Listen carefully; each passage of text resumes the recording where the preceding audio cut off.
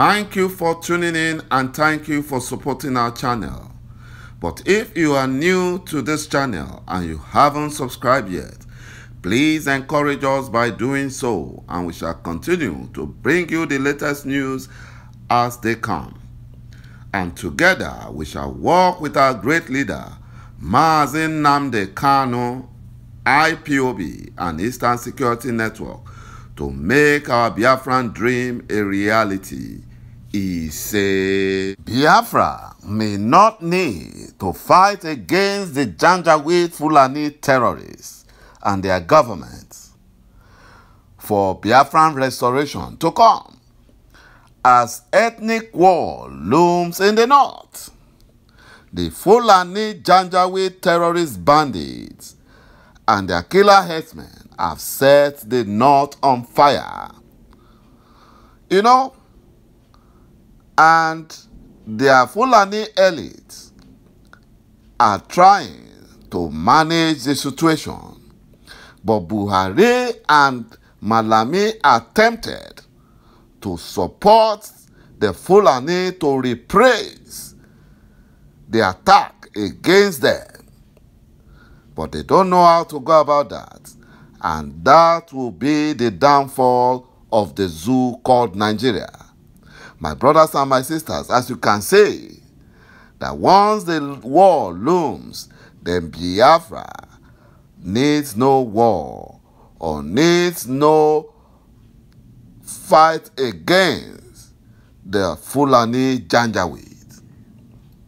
According to reports, the report says, if there is any place in the zoo called Nigeria where the fault lines are more pronounced, we don't need to look any further than Plateau State and Jos, the state capital, encapsulated the dilemma of this fault line. The uneasy quiet that had enveloped the coast city for a relatively long period than usual was shattered 2 weeks ago by a renewed urge of violence. Killings and kidnapping and crisscross around ethnic and religious cleavage of a once beautiful and livable city. This time around, there is a gradual move towards the path of mini civil war.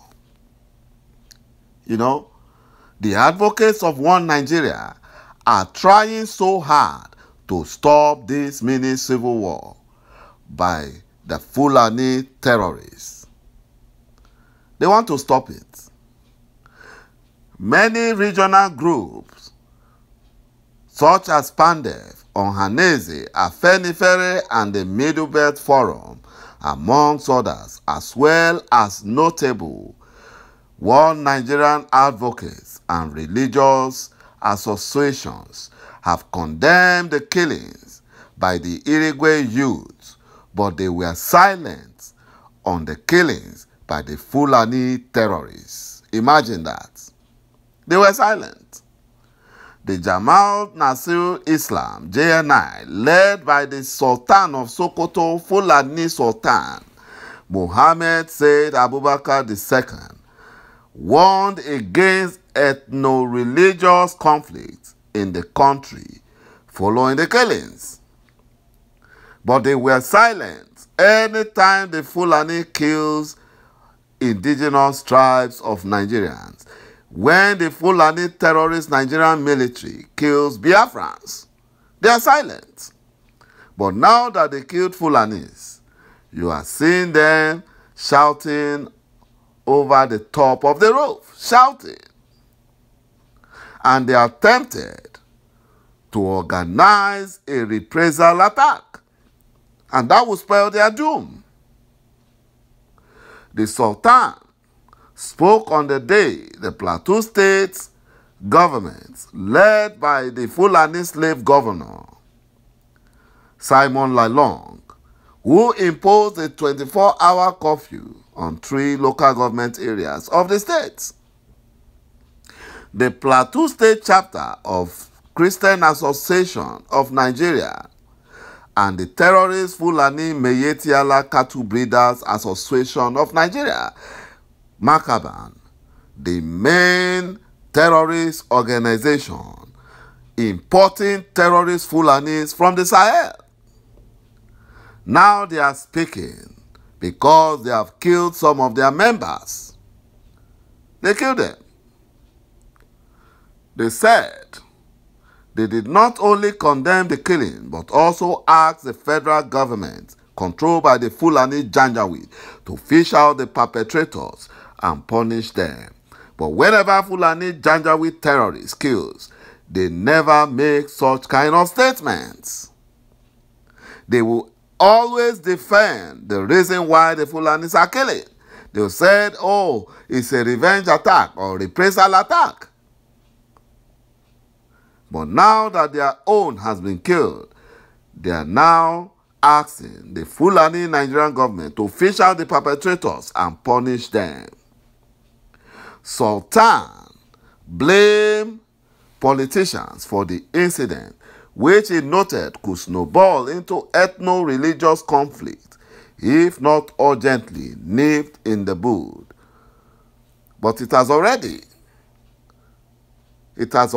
because Nigeria, as far as I'm concerned, there's nothing called Nigeria. It's just a fraudulent contraption. The Fulani Janjaweed are in trouble. The Sultan said that they would also like to draw the attention of Christian neighbors, especially in Plateau State and northern Nigeria in particular, to be wary of the diabolical attempt by some frustrated politicians to ignite an all-out ethno-religious conflict in the north. Already, that has happened because the Fulani cannot go on a killing spree, killing Christians in the north, killing Biafrans, and killing the Yoruba nation people, and think they will not fight back. They will fight back. Many states in the northern Nigeria, especially Nasarawa, Kaduna states, and by extension, northwestern states of Nigeria, have suffered from this scourge of terrorist Fulani killer herdsmen and their conflict, not a conflict, their terrorism against the farmers. You know, they water it down and call it conflict because the Fulani Nigerian government are involved. All states in Nigeria have started moving or removing their students out of Plateau State because the Fulani Nigerian government are planning to use the terrorist Nigerian security agencies to help their terrorist Fulani foot soldiers revenge the killing of Fulani terrorists by the Irigwe youths. You know, that is what they said, and that is what they are planning. According to the terrorist-in-chief, Buhari, he warned the non-Fulanis that make no mistake about it, in line with his commitment to protect Fulanis. He has ordered the security agencies to fish out the perpetrators of the gruesome massacre of the Fulani terrorists and bring them to justice, but not the Fulani terrorists who are killing innocent Biafrans and Nigerians. The Irigwe youths have repeatedly maintained that they were conveying the remains of their members killed by the terrorist Fulanis in recent attack for burial in Basa that fateful morning. They had set out in a convoy for the burial as announced when violence broke out along the way at Rukuba Road. As they were conveying the corpses, they met some van conveying some terrorist Fulanis along their way. The terrorist Fulanis claimed they were commuters from Bauchi, but the angry Irigwe youths challenged them, insisting that Rukuba Road does not connect with Bauchi Highway. the suspected Fulani terrorists were planning to attack them unsuspectedly at the burial ground.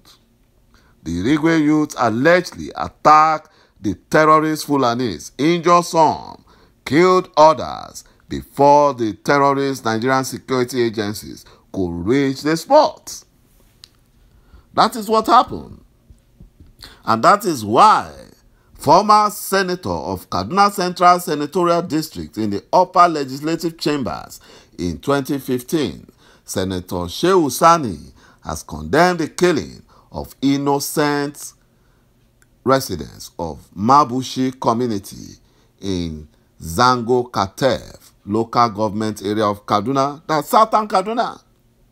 They have killed 15 innocent northern Christians. The Fulani terrorist bandits killed them.